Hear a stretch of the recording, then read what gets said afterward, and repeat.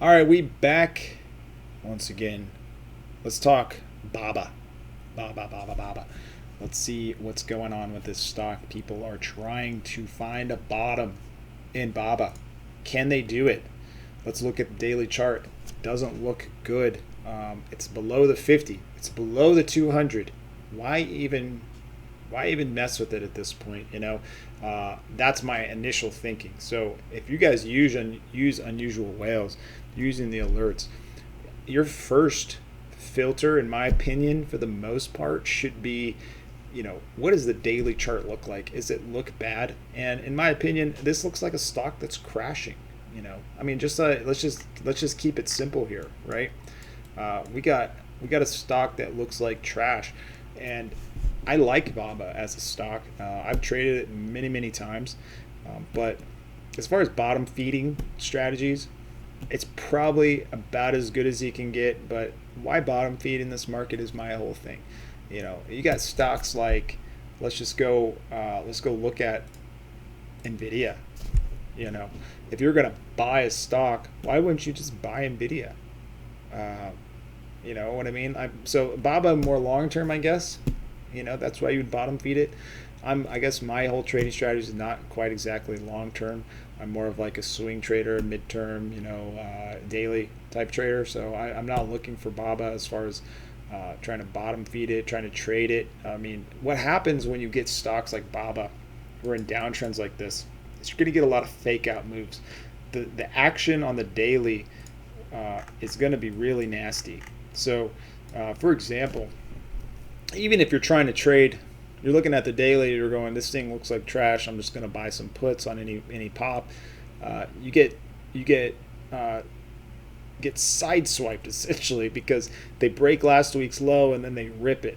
And obviously there's games that get played in the markets, but this type of game right here, I don't want to be a part of it. I like to be a part of something like Nvidia, where you get a move like this. It's very clean.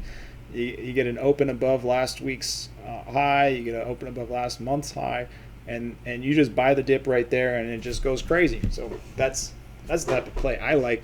Very simple, very easy, especially when the market's playing towards your style, which is, my style is more of, I like to play things that have relative strength, because the market's essentially it's a random walk with an upward drift, as Greg Manarino would like to say, if you guys don't know who that is. But basically the market's always essentially going to go up randomly.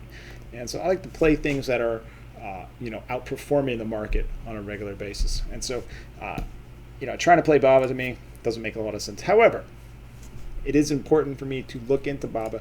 And the main reason is, if Baba's going up, Baba's chart looks like this, and they are able to bottom this Baba out, well, what does that mean for the rest of the market? And if we're going to look at the flow here, we're going to see the flow on Baba. 30,000s are bearish, 15,000s, this is just the end of the day. This can change during the day. It does change, and it can flip on a dime. And then we also got the 5,000s are bearish. So we got 3 strikes against that, at least at the close.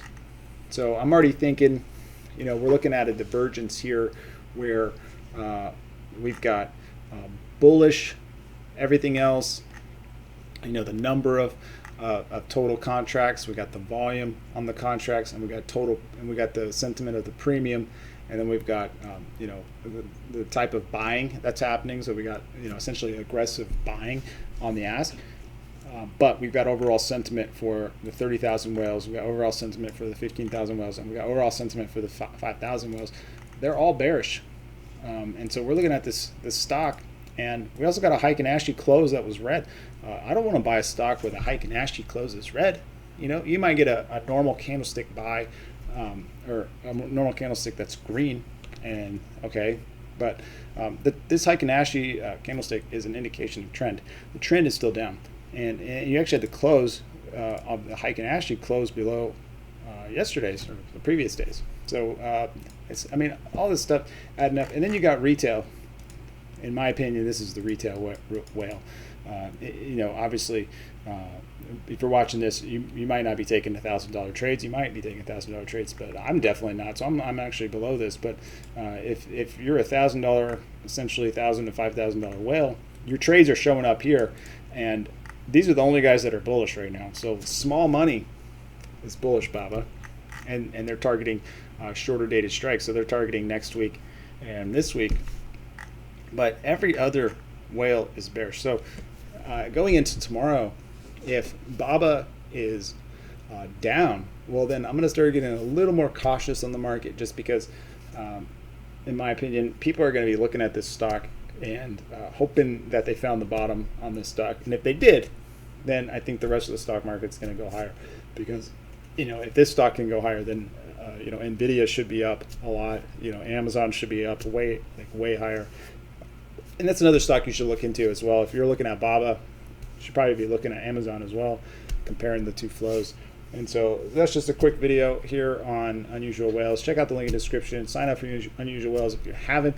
It's an amazing tool. I from now on, I wouldn't trade without Unusual Whales or without some kind of option flow tool, because options are what drive the market.